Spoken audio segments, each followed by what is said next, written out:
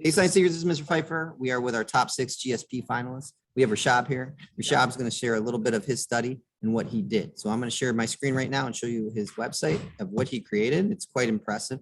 Rashab is a 7th grader here at Meade Junior High. And what we're doing today is we're just looking at his experiment. And he asked the question, how well do different materials reflect sunlight to improve brightness of the room? So I think one thing important to note is your idea is quite simple, but you went up and approached it in such a scientific manner that it was pretty cool. What did you do? Like, what exactly was basically I was using different materials like mirrors, steel plates, white color materials like a styrofoam plate and a poster board. So I was using already reflective materials, and I just wanted to see which material can reflect like the most. And like the way I use this material in my house and in the real world, so this has a very big impact on our mental health. And I just wanted to keep an easy way for people to access this sunlight. So ultimately, you kind of came up with you took all these materials. This is a little light sensor, and it measures the amount of lumens, and you like reflected the light from different materials, and then how that reflected in our house. And what do you mean real world? Like, what exactly did you mean about mental health? So exposure to sunlight is very important because sunlight creates a chemical in your body that enhances your mood, boosts productivity, alertness, and happiness in general. So like this is a pretty big impact on our mental health. So the way my prototype can be used in the real world, so I created one. If you look at this video, you can see it in action. And basically, so how I use this, so I just set it up in my house somewhere, and then I reflected this light to my mom's workspace where she spends most of her day, and she said like there was a big improvement in the light level. So ultimately, this is like a prototype to something that could be an actual thing you could install in your house to redirect sunlight into different places to help you get that sun while working from home, which is right. Am I correct on that? Yeah, that's the big idea. Okay, so that's the big idea here. So what kind of results did you find? So I found like that the wall mirror, or so like the biggest mirror and the small mirror, they reflected like the best, like because they're mirrors and they're made to be as smooth as possible.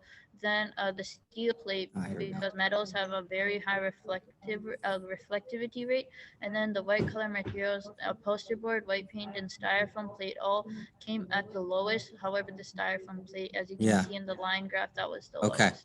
So this is a nice image of all your data here, and we can see how you did a good job with multiple trials. You took an average, you tried different things, and then from this information, you came up with your prototype design. And what material did you use for that prototype? I used a food wrapper. So if you scroll down to the very last graph on this page, you'll be able to see the results. Oh, okay, of your prototype. So you can see how it measures slightly less light than the mirrors and the steel plate, but it reflects more than all the white color materials, putting in the exact mid-range with it, which I thought was a good like. And it was like just a reused product, right? Like you were just reusing materials? Yeah, because it was available like everywhere, and so like people have easy access to it. That's very cool, man. Okay, so to wrap it up, all right, we're gonna ask you a couple questions, and then we'll be done with our interview. So first question is, what is one struggle and one success that you had during? So one of the biggest struggles for my experiment especially was controlling the amount of sunlight, because like, as you know, sunlight can vary from day to day or hour to hour.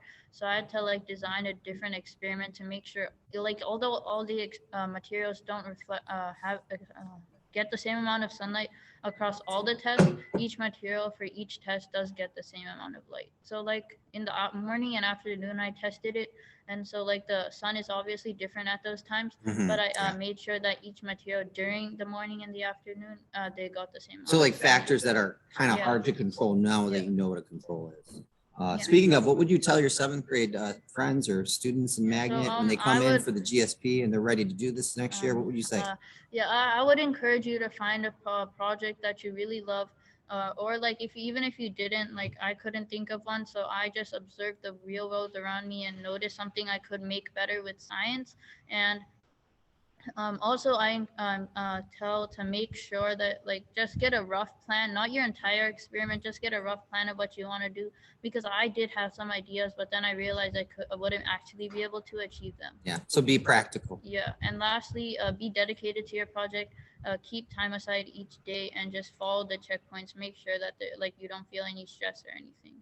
That's great advice. I gotta say, I'm quite happy. Again, quite proud of your work, especially as a seventh grader. This is your first time you're competing against all the eighth grade magnet students as well, and this is a great testament to your ability to be a scientist and be just the simplest things can then get really, really intricate as you go through the process of the scientific method. But you did a great job. This is a good example of that. So, Thank you. thank you, and we'll see you guys next time. Bye.